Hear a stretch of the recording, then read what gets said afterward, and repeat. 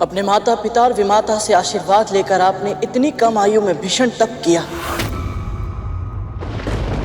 ओम नमः शिवाय, ओम नमः शिवाय, ओम नमः शिवाय, ओम नमः शिवाय, ओम नमः शिवाय, ओम नमः शिवाय, ओम नमः शिवाय, ओम नमः शिवाय, ओम नमः शिवाय, ओम नमः शिवाय। छायापुत्र शनि,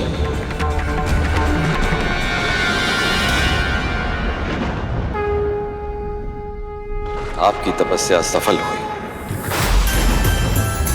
महादेव,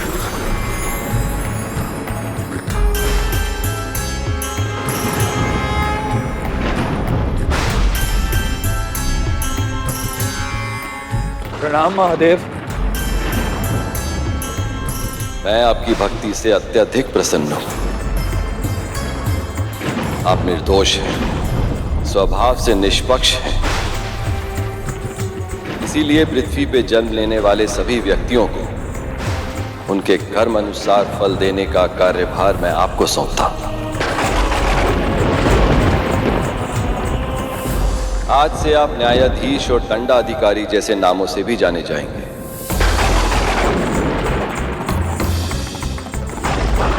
आपका धर्म होगा प्रत्येक प्राणी को उसके कर्म के अनुरूप न्याय और दंड देके उन्हें और पाप करने से रोकना, ताकि वो अपने जीवन को मोक्ष की ओर अग्रसर कर सके।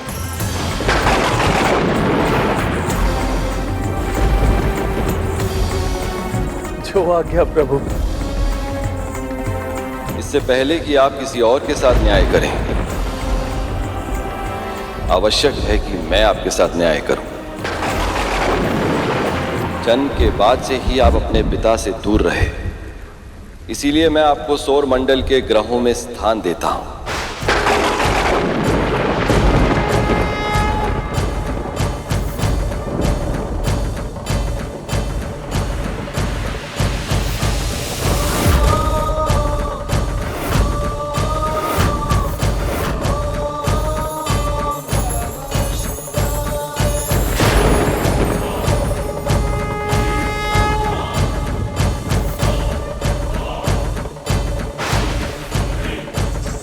आज से आपके शस्त्र होंगे त्रिशूल,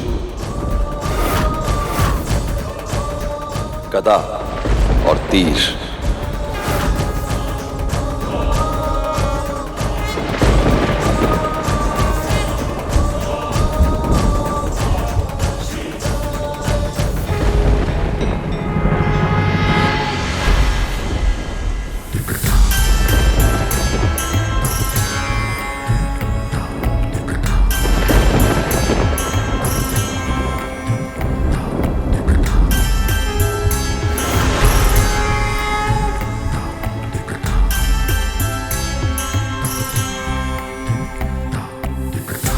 महादेव की जय हो, महादेव की जय हो, महादेव की जय हो,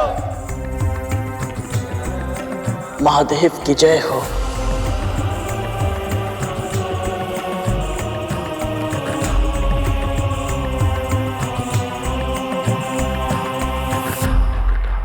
जब शिव से ही वरदान मिला तो मन में ये विश्वास जगा, पिता से होगी भेंट तो मिलेगा स्नेह जो अब तक ना मिला। और एक बार फिर आपके हाथ आई तो केवल और केवल फिर निराशा। पिता में स्नेह का भाव था, न मिटा आपके भीतर का कुहासा। सूर्य का तेज समाप्त किया था आपने प्रथम भेंट में ही, जिस कारण उनके हृदय में अविश्वास था, संदेह था। फिर मिलते ही आप तप करने उनसे दूर भी तो चले गए थे, तो कैसे जानते वो आपको कि आपके मन में कौन से भाव बसे थे। सौर मंडल के शेष ग्रह भी आपकी तपस्या के बाद मिले वरदान से आशंकित थे। आपकी शक्ति की कथाएं सुन चुके थे, भयभीत वो आपसे दूर रहना चाहते थे। मन, व्यक्तित्व, विचार, व्यवहार से आप क्या हैं ना वो समझते थे और ना वो समझना चाहते थे। इसीलिए आप जब सूर्यदेव के दरबार में पहुंचे तो देखा कि नियति ने फिर आपको छला है, अब विलंब हो चुका है। मंगल, बुध, बृहस्पति, शुक्र, सौर मंडल का हर एक ग्रह पहले ही सूर्य के निकट अपना स्थान ग्रहण कर चुका है।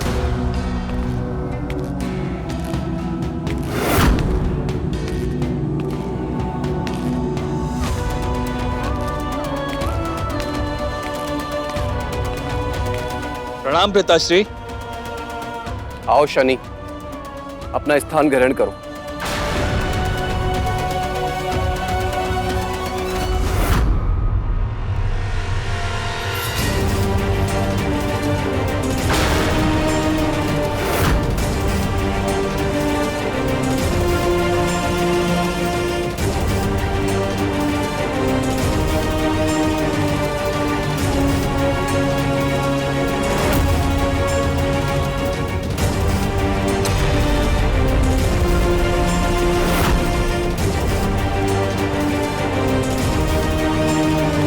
इस सोच में पड़ गए शनि।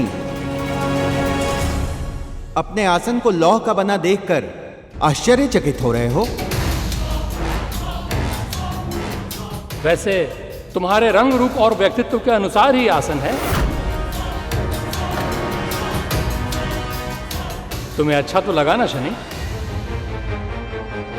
यदि ना लगा हो तो फिर क्रोध में आकर अपनी वक्र दृष्टि से भस्म नहीं कर देना।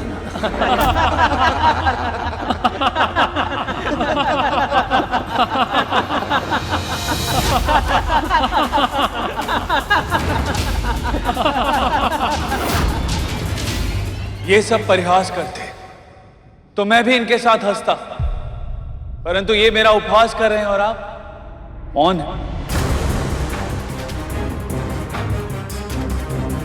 आपके इस दरबार में अन्य सभी स्वर्ण के सिंहासनों पर विराजमान हैं और मेरे लिए लौह का आसन। मुझे स्वर्ण से प्रेम नहीं है पिताश्री, परंतु सत्य, समानता और न्याय से है। और सत्य ये है, आज एक बार फिर आपने मेरी उपेक्षा की।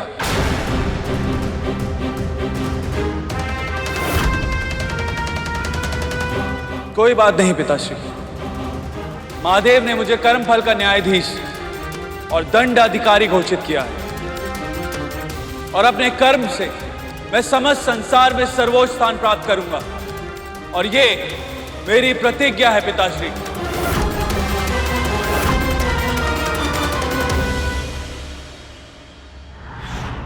आपको दंडाधिकारी का कार्यभार सौंपा गया था शनिदेव, और जो दंड देते हैं उनसे सभी भयभीत तो होते हैं पर उनका सम्मान नहीं कर पाते, क्योंकि आपकी छवि ही ऐसी है कि आपके सामने आने के बाद सभी को अपने बुरे कर्मों की स्मृति सताने लग जाती है।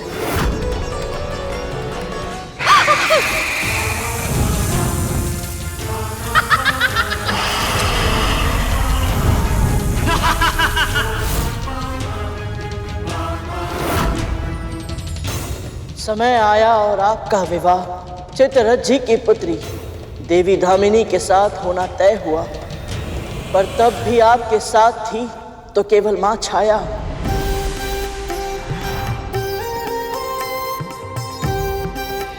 पिता का आगमन बस औपचारिकता के लिए हुआ,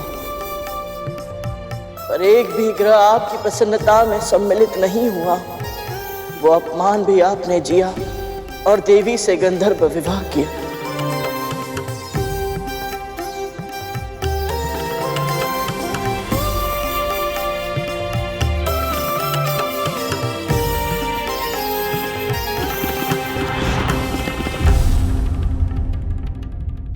एक बार शनिदेव लीन थे तपस्या में, ना जागे थे ना सोए थे। श्रृंगार कर पत्नी निकट आई, पर पति तो ईश साधना में खोए थे।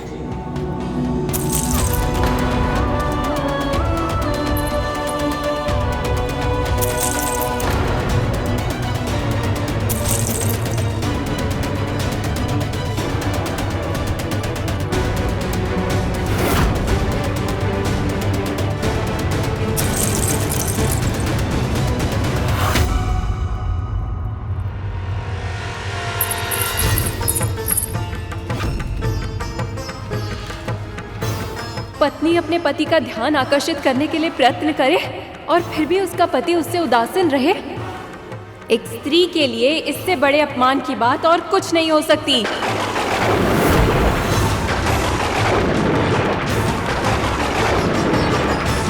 इतने उमंगों के साथ विवाह किया था मैंने आपसे। कल्पना भी नहीं की थी कि मेरी इच्छाओं का ऐसे दमन होगा। यदि आपके मन में मेरे लिए इतना भी प्रेम नहीं है कि एक बार अपने नेत्र उठाकर मुझे देख ही ले, तो क्या लाभ है ऐसे नेत्रों का? यदि 16 श्रृंगार करने के बाद भी आपकी दृष्टि मुझे नहीं देख सकती, तो व्यर्थ है ऐसा जीवन। और व्यर्थ है आपकी ऐसी दृष्टि।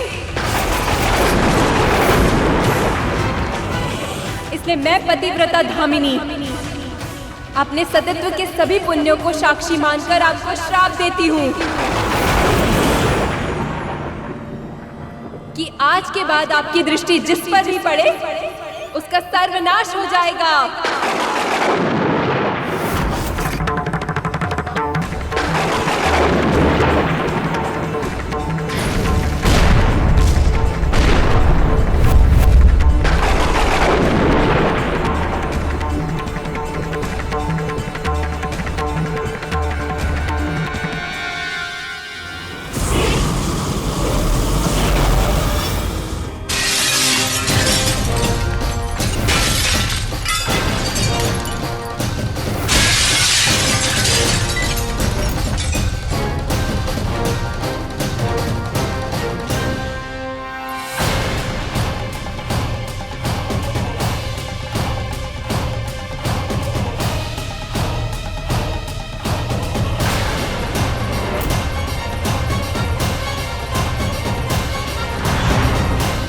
बस करो पुत्र,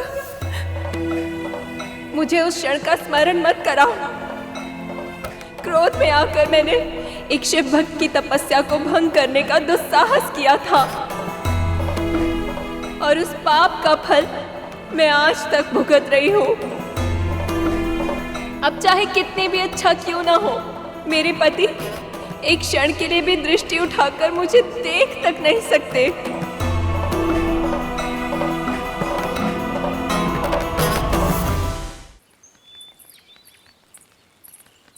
तिल के लड्डू बन गए हैं ना?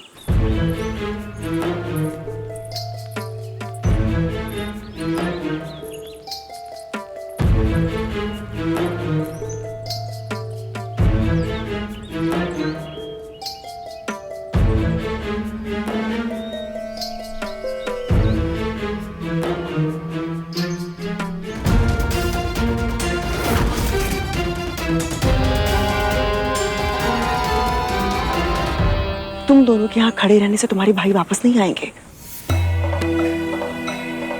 जाओ दान की वस्तुएं लेकर आओ, पूजा के बाद दान करना है। जी माँ, अभी लाए।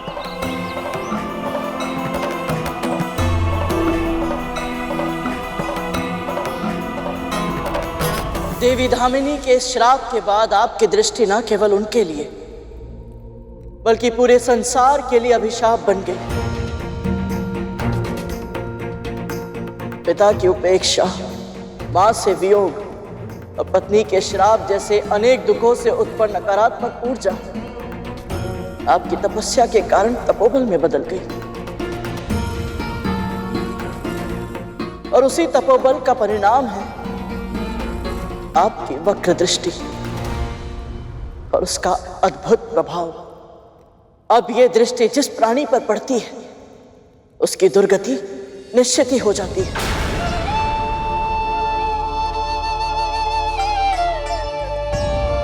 जीवन की विपरीत परिस्थितियों ने आपको कठोर तो अवश्य बनाया प्रभु, पर क्रूर नहीं बना पाई। महादेव ने आपको दंडाधिकारी के पद पर आसीन किया क्योंकि आप स्वभाव से ही निष्पक्ष हैं। किसी भी व्यक्ति, परिस्थिति या स्थान से कोई भी भावनात्मक लगाव नहीं रखते आप। बस कर्मों का फल देकर न्याय करते हैं। एक संपूर्ण ग्रह के स्वामी होने के बाद भी आप में तनिक भी अहंकार नहीं है। इतना अपमान सहा आपने, पर फिर भी प्रतिशोध की भावना को अपने भीतर पनपने नहीं दिया। अधर्मी को कभी क्षमा नहीं करते आप और धर्म का पालन करने वालों का तनिक भी अहित नहीं करते।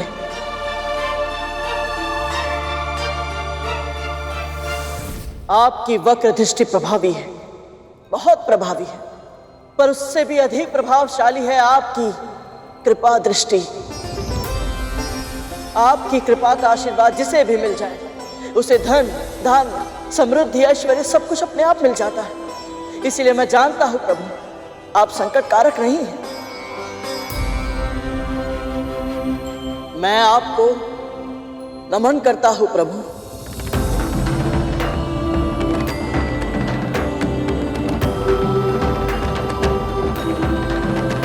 गरुड़, तुमने अपने वचन का मान रखा। हमारे जन्म और जीवन की कथा पूर्ण शुद्धता से सुनाई और बहुत ही बुद्धिमानी से तुमने अपनी मां की चुनौतियों को हमारी मां की कठिनाइयों के साथ जोड़कर प्रस्तुत किया ताकि तुम हमें भावुक कर पाओ। इससे एक बात सिद्ध होती, प्रारंभ में भले ही तुम मौन रहे हो लेकिन वार्तालाप की कला में तुम पारंगत हो।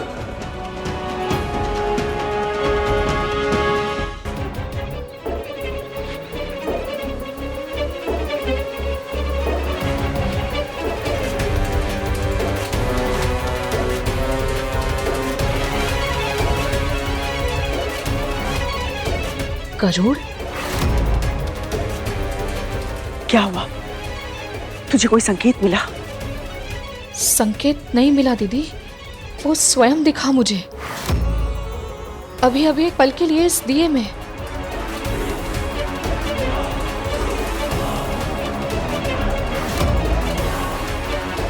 और साथ में उसके नाग भाई भी थे। इस संकेत का क्या अर्थ हुआ? उन पर कोई संकट तो नहीं?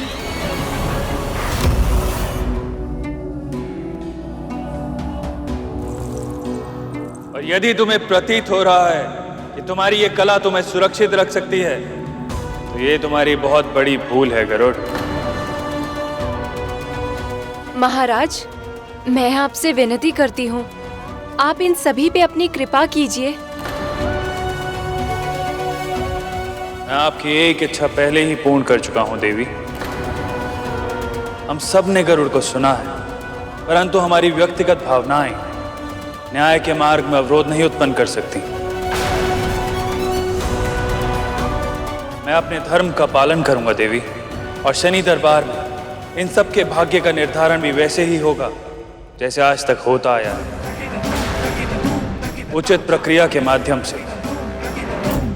मैं तुम सबके हृदय, आत्मा और मस्तिष्क की गहराइयों में झांकूंगा।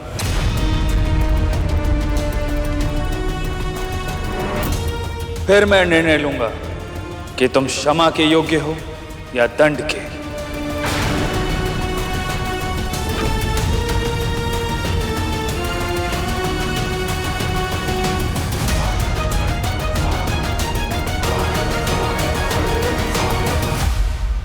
पक्षीराज गरुड़ के साहस भरे कारनामे देखने के लिए चैनल को सब्सक्राइब करें और साथ ही बेल आइकॉन दबाना न भूलें।